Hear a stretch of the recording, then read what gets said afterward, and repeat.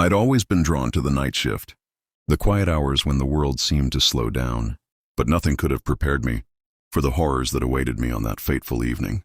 The hospital was old, its corridors creaking with an otherworldly sigh, the fluorescent lights humming like restless spirits.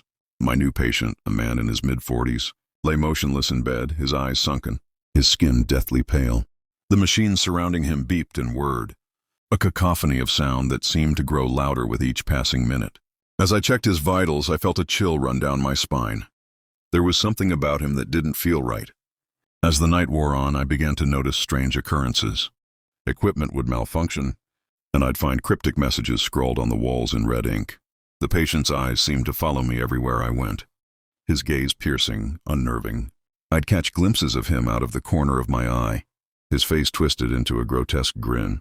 One of the other nurses, Emily, approached me during our break, her voice barely above a whisper. "I've seen him move," she said, her eyes wide with fear. "When he's supposed to be sedated, I've seen him get out of bed and walk around. And his eyes, they seemed to be watching me." I tried to reassure her, but deep down, I knew something was wrong. The patient seemed to be exerting some kind of influence over us, drawing us into his dark world.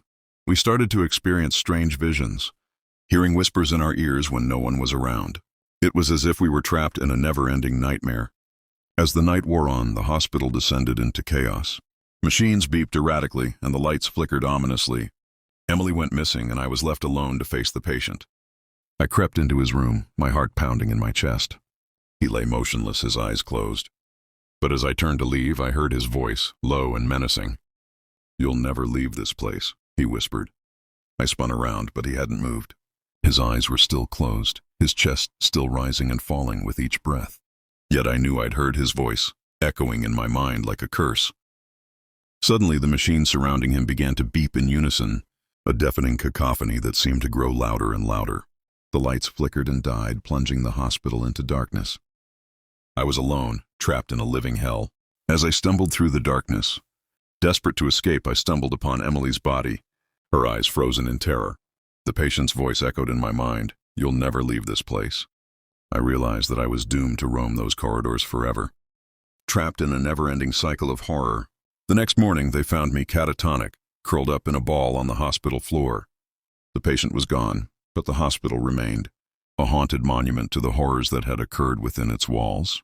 Some say that on certain nights, when the moon is full and the wind is blowing strong, you can still hear the screams of the nurses trapped in that dark world, forever bound to the patient who haunted them. The hospital was shut down, its dark secrets buried forever. But the legend of the night shift nurse lives on, a cautionary tale about the horrors that lurk in the shadows, waiting to consume us all.